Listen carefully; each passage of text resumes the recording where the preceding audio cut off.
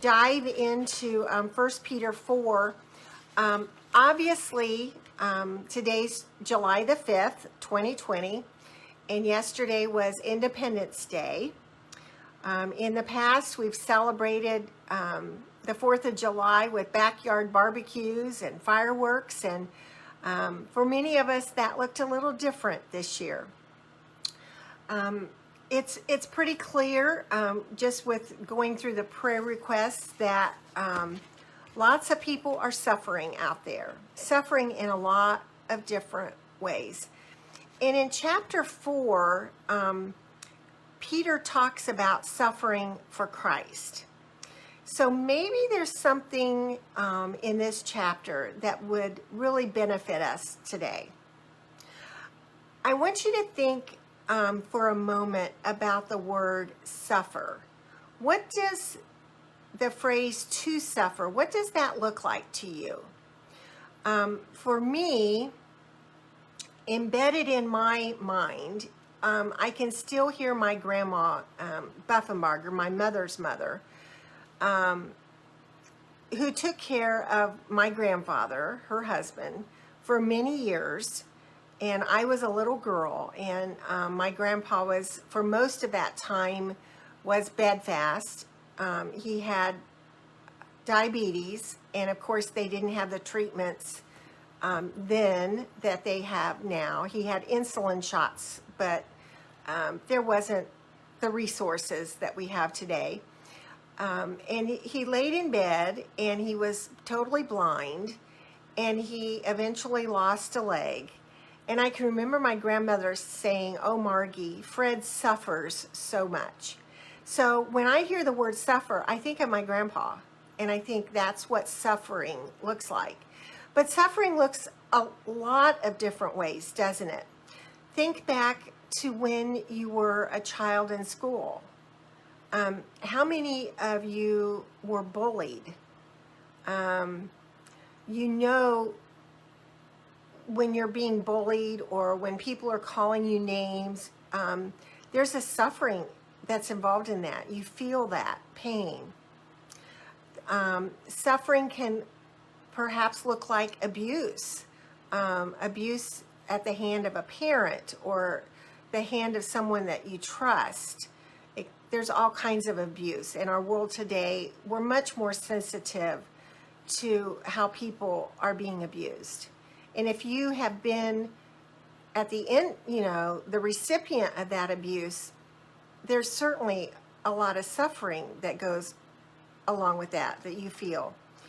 Our world today, we're certainly aware of racial injustice. And we can't imagine the suffering that some have experienced because of the color of their skin. Poverty certainly brings suffering, doesn't it? For some people, their suffering has been because they haven't had the financial resources to live what many of us would consider a typical life. They've been caught in a web of poverty. What about job loss? Job difficulties, bankruptcy, financial difficulties. There's great pain, great suffering that goes along with that. For some of us, we've gone through marriage difficulties and divorce, and we know people that struggle for years and years in marriage. And there's tremendous suffering in that.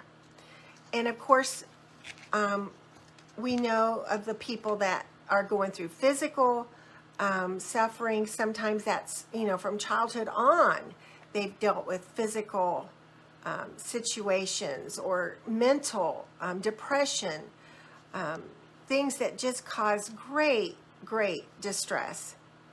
And certainly there's the death of loved ones that we've experienced today, the pain, the suffering that goes along when we lose someone that we love. Today we're going to be looking at 1 Peter chapter 4. And I just wanted to share, I use for some of my study this series of books by John Corson. It's called An Application Commentary. And there's two books, 2 volumes for the Old Testament, 1 volume for the New Testament. This is just, if you are a learner, if you really like to dive into the scriptures a little bit more, this is a little different type of commentary that some of us are familiar with. He breaks down the scripture somewhat, but then there's like devotionals, there's illustrations, and a lot of my Sunday school material over the past several years, I mean, a fair share of it has come from this series. So what I'm going to share today, I didn't come up with this all by myself. This is, a lot of it is from his material, and I've abbreviated it some because of our time today. But John Corson takes this chapter and he pulls out of it, he actually has 7 benefits of suffering. I'm reducing it down to 5 today. But if you'll get your Bible out, we're going to go through these, and then I'm going to share just kind of a little extra thing since this is Independence Weekend. So if you'll look with me at verses 1 through 3, I'm reading from 1 Peter chapter 4. Therefore, since Christ suffered in his body, arm yourselves also with the same attitude, because whoever suffers in the body is done with sin. There it is. Because whoever suffers in the body is done with sin. Okay. As a result, they do not live the rest of their earthly lives for evil human desires, but rather now for the will of God. For you have spent enough time in the past doing what pagans choose to do, living in debauchery, lust, drunkenness, orgies, carousing, and detestable idolatry. One of the benefits of suffering is that suffering loosens sin's grip on us. How many of us have known someone that we've kind of said they have to hit the bottom? They have to hit the bottom of, be in a place of absolute despair before they will give up alcoholism or drugs or some sin that has just enslaved them. And we've known people, I know that for my a different grandfather, my dad's dad, his situation was that he was an alcoholic, and my brother had come down to Miami where they were living, and Grandpa got drunk, and my brother was getting a car from them and was leaving to come back to Ohio, and my grandpa was passed out, and he was so embarrassed and so ashamed of his behavior and of how he had allowed alcohol to miss an opportunity to say goodbye to his grandson, that was the turning point. And he was able, that was the breaking point for him, and he was able to escape sin's grip. He was able to let that go and turn it totally over to God. And for all of us, there's been different events in our lives when we've said, I don't want to do that anymore. I don't want to gossip anymore. I don't want to overeat anymore. I mean, it's different for all of us, isn't it? But sin's grip on us can be released when we're in a state of suffering. We can break through that in many cases. And again, these are all generalities. So, let's look at the next one in verses 4 through 5. They, meaning the pagans, are surprised that you do not join them in their reckless, wild living, and they heap abuse on you. But they will have to give account to him who is ready to judge the living and the dead. So when we're going through a period of suffering, we look different to people. We have different priorities. Those priorities can quickly become adjusted. What about if someone has been living a life of pleasure and just kind of doing their own thing, and they get a cancer diagnosis? That suffering of concern, fear of cancer or whatever that might be, that can have an immediate change upon their life. And that suffering will allow them to completely change their priorities in an instant. So that is a benefit of suffering. Verse 7, look at verse 7. The end of all things is near. Therefore, be alert and of sober mind, so that you may pray. The end of all things is near. Isn't it incredible how when we're going through a very deep time of suffering, that we suddenly start talking or thinking about eternity, about heaven, about the day when our suffering will be over? We've all been there, haven't we? We've all gone through those valleys when our focus is not on the world, but it's on what is waiting for us on the other side. The end of all things is near. Suffering certainly puts eternity into perspective, doesn't it? Moving on down to verse 8 through 11. Now, the principle here is that suffering frees us to participate in ministry. And that was kind of curious to me, and we'll explain that in just a little bit here. Let's read the next 3 or 4 verses here. Above all, love each other deeply, because love covers over a multitude of sins. Offer hospitality to one another without grumbling. Each of you should use whatever gift you've received to serve others, as faithful stewards of God's grace in its various forms. If anyone speaks, they should do so as one who speaks the very words of God. If anyone serves, they should do so with the strength God provides, so that in all things God may be praised through Jesus Christ. To him be the glory and the power forever and ever. Amen. So in that passage, that brief passage, there's several things that can jump out to us. When we're in a state of suffering, of things being uncomfortable for us, it can cause us to reach out and to love one another more deeply. We're more sensitive to that, aren't we? It can increase our compassion for one another. When I'm going through a difficult time, I'm more aware of others that are going through a different time that may need extra love. I love verse 9 where he says, offer hospitality to one another. You know, I love to have people in my house. I love to entertain. And this, there was one thing, and I think it was in this book that I was referring to by John Corson. He said there's a difference between entertaining and hospitality. You know what that is? I never thought of it this way. Entertaining is when you get your house all fixed up. It's spick and span clean. You have your home decor just the way you want it. And the best food that you can make when people come to your house. And it's all about you.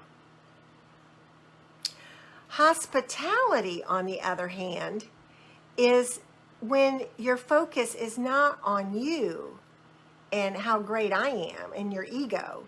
Your hospitality is when the focus is on the other person. Now, true, many of us would have our houses clean and that kind of thing, but our focus is not just because of our ego.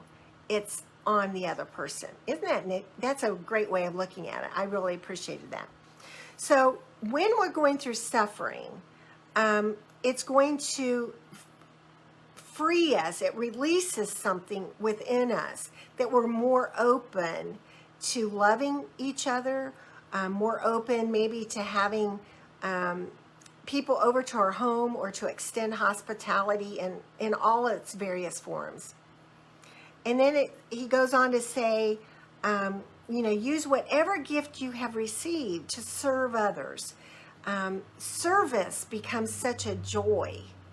And often that comes from a deep place within us of going through a difficult time. So that is a benefit of suffering that I never thought of before. Have you? I mean, I just think that's really a unique way of saying it. So much of our lives are absorbed with stuff, acquiring more stuff, cleaning the stuff, taking care of the stuff. But when we are in crisis,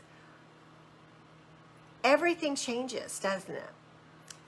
Another illustration from my past is that when my dad years ago was in the hospital and had undergone a major surgery and was really in a bad place with his health, he was talking to me, and I will always remember this conversation, but he said, I want to start doing hospital visits and encouraging people. Now, my dad was a great person and he was a wonderful Christian, but he had never, to my knowledge, gone to hospitals to encourage people. That just wasn't his thing.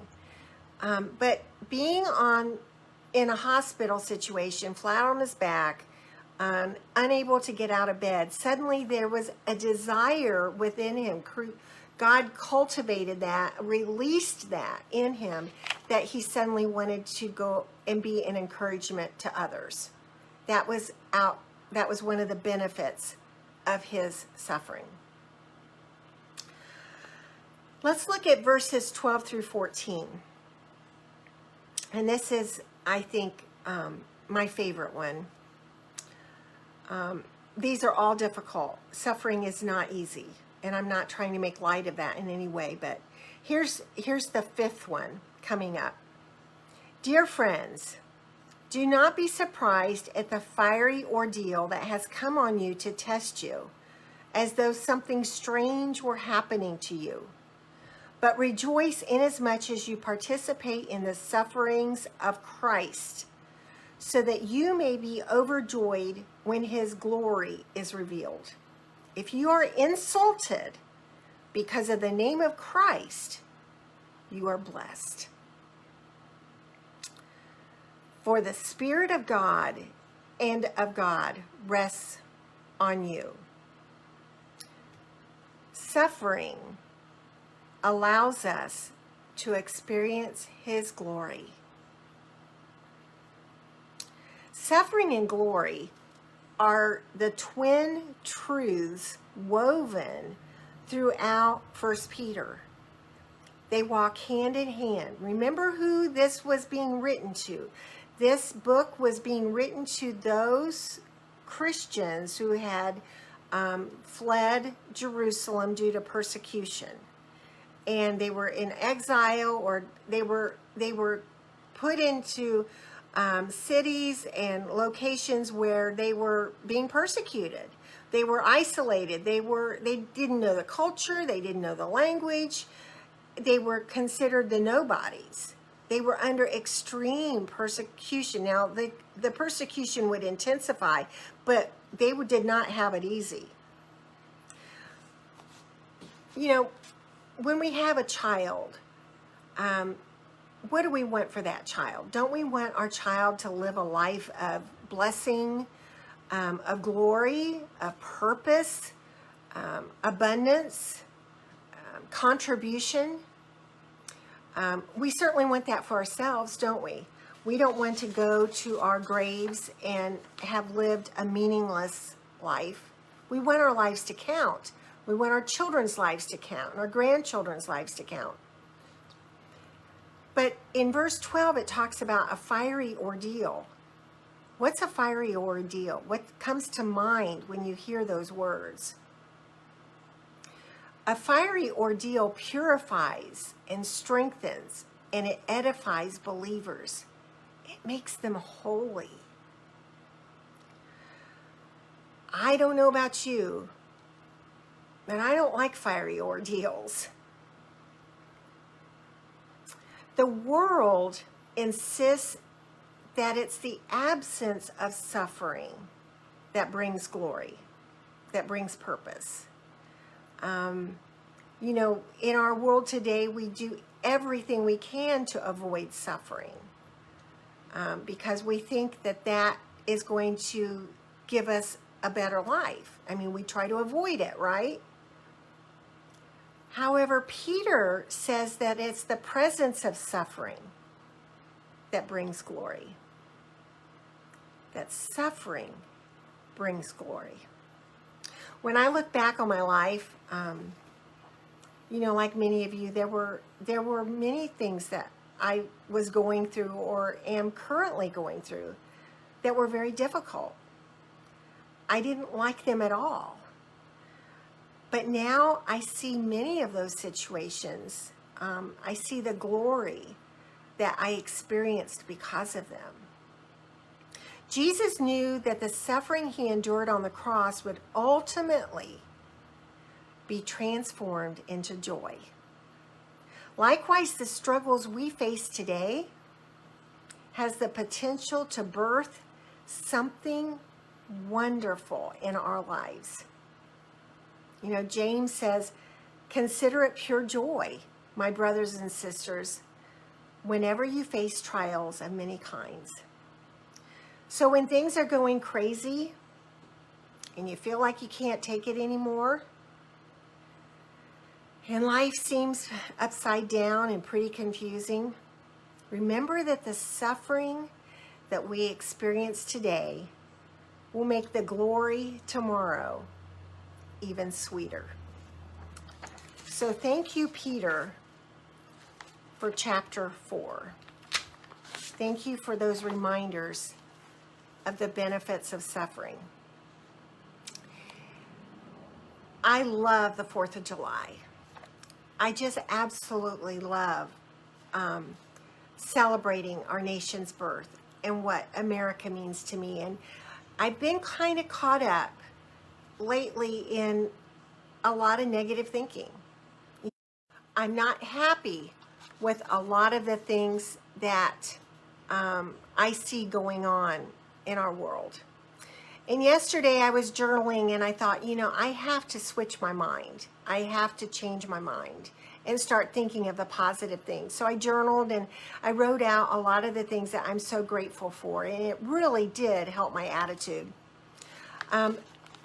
In studying for this lesson and looking at resources for Independence Day, I thought of the phrase, "a city upon a hill." And many of us are familiar with that phrase. It comes from the parable that is tucked in to the Sermon on the Mount about salt and light. And in modern context, it's used in United States politics to refer to America acting as a beacon. I'm sorry, I keep getting a call, and it's probably from the hospital. So my mother is in the hospital, so we'll deal with that in just a little bit. I want to finish this. What's the backstory to a beacon or to a city upon a hill? What's the backstory? It comes from the Puritan leader, John Winthrop, and he wrote that phrase in his lecture that was called A Model of Christian Charity back in 1630 in Southampton, before the very first group of the Massachusetts Bay colonists embarked on the ship Arabella to, to Boston, to settle Boston. Winthrop warned his fellow Puritans that their new community would be as a city upon a hill. The eyes of all people are upon us.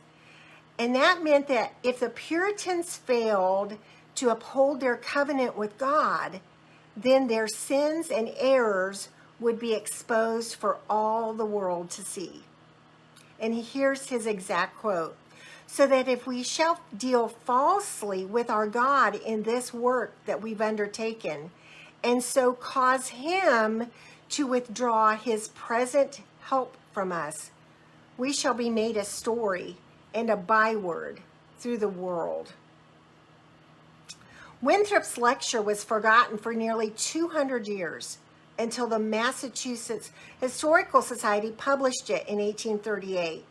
And it really remained an obscure reference until about 100 years later, when John F. Kennedy quoted the phrase during an address that he made to the General Court of Massachusetts. And he said, "I have been guided by the standard John Winthrop set before his shipmates on the flagship Arabella 331 years ago, as they too faced the task of building a new government on a perilous frontier." But what most of us are probably familiar with are the multiple occasions that Ronald Reagan used that phrase, "a city upon a hill," and most notably in his farewell speech to the nation, January 11th of 1989. So I just want to conclude my time with you today with this brief paragraph that Ronald Reagan says. And this is just kind of a real positive thought, I think, as we are celebrating the 4th of July Independence Weekend. And here's Ronald Reagan. "I've spoken of the shining city all my political life, but I don't know if I've ever quite communicated what I saw when I said it. But in my mind, it was a tall, proud city built on rocks, stronger than oceans, wind-swept, God-blessed, and teeming with people of all kinds living in harmony and peace. A city with free ports that hummed with commerce and creativity. And if there had to be city walls, the walls had doors, and the doors were open to anyone with the will and the heart to get here. That's how I saw it, and I see it still." What profound words by Ronald Reagan. And what a beautiful illustration of America being a city upon a hill, a beacon to the world. May God bless America. May God bless each and every one of us as we take his banner across a nation that needs God more than ever. I love you guys, and I hope you have a wonderful, blessed Sunday. Many of you will be going out to the campgrounds today. Ray and I are not going to be able to do that this morning. But it's just a final thought. My mother is in the hospital. She had a stroke early Saturday morning, and we had to call the squad, and she's doing pretty well, which is such a blessing. So if you happen to remember her, that would be wonderful in your prayers. And also for Jeff Hoover and Vicki Euler as well, and Vicki Ross, all the others that we mentioned. Thank you guys, and have a great Sunday. Bye-bye.